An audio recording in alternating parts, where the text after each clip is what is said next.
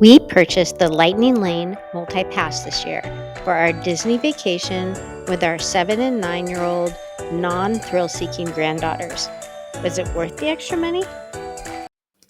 We are Chuck and Allie, and each year we take our grandchildren on a Disney vacation, and this year we splurged on Lightning Lane passes. Lightning Lane Multipass is the new name for the Disney Genie Plus service. If you're old like us, you might remember it being called a FastPass, which was free, by the way.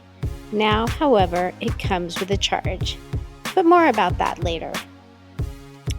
Our granddaughters are just starting to go on some of the bigger rides, so we debated on spending the extra money. We also tend to let them dictate how the day goes, and with the Lightning Lane, you need to prioritize rides and stick to the schedule. What do I mean by prioritizing? Well, first, you can't make a Lightning Lane reservation until you have officially entered the park.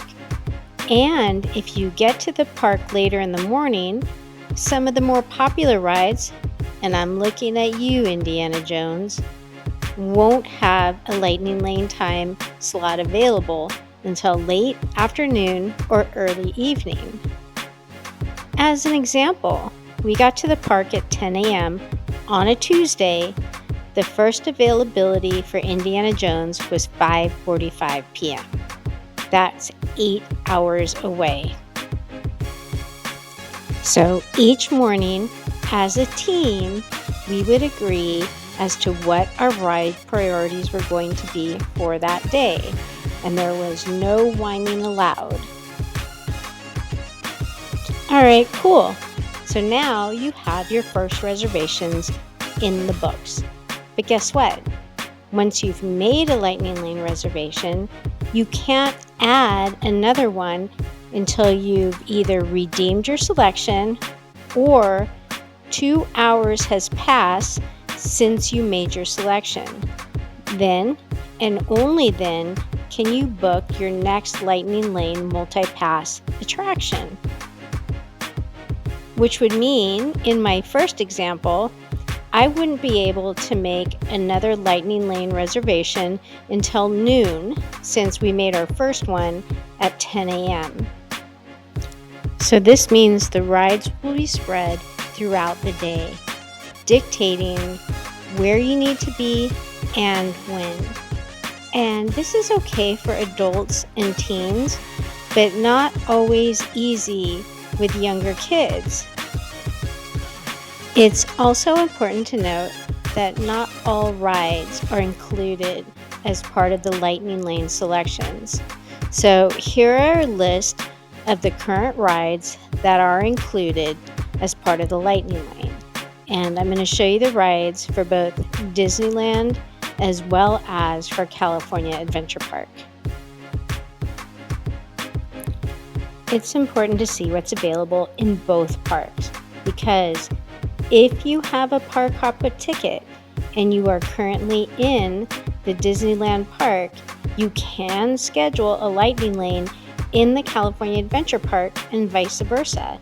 So we would try to schedule Tiana's Bayou Adventure in Disneyland and Grizzly Run in California Adventure Park as close together as possible, so that we were really only getting wet once per day. So even though you have to leave Disneyland and go to California Adventure, you have 1 hour from your assigned time to make your Lightning Lane reservation. So if your reservation is for 1 p.m., as long as you make it to the ride by 2 p.m., you are good to go.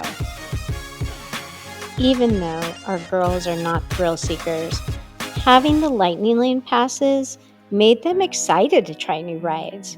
This is our 6th year at Disneyland with the grandkids, and we tried 10 new rides this year, which is a pretty big deal. It is the beginning of a new era. They love the idea of not having to wait as long, and it got to the point where if we didn't have a Lightning Lane pass, they wanted to skip the ride And some of these rides didn't even have a lightning lane. I think we created some monsters here. An additional benefit to the Lightning Lane is it also comes with the unlimited PhotoPass downloads.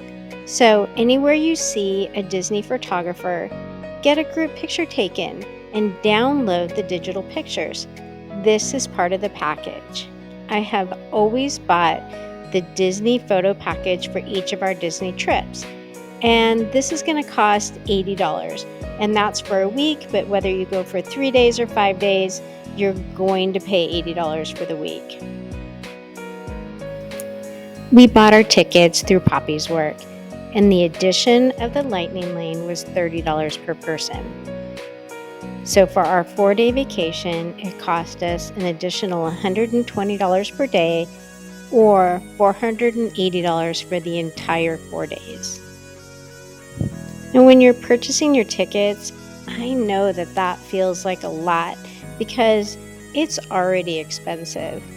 But I deduct the $80 that I would have spent for the photo pass anyway. So that's going to take us down to $400. Then I think about the time in lines. We saved ourselves a minimum of 4 hours per day between waiting in the 60-plus minute lines just for Indiana Jones, Tiana's Bayou Adventure, Space Mountain, and Grizzly Run. And that's just 4 of the 23 rides available. The time we saved on the big rides allowed us to spend more time waiting for parades, eating churros, chasing bubbles, and running around the different playgrounds. We found the Lightning Lane so enjoyable that we even sprung an additional $80 one day for a single pass Lightning Lane to go on the Cars ride. So would we do it again? The answer is absolutely yes.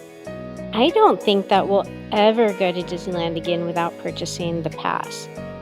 Less time in line means happier, less whiny kids, which means happier, less grumpy grandparents. It's a win-win-win. Happy travels, and don't forget to like and subscribe.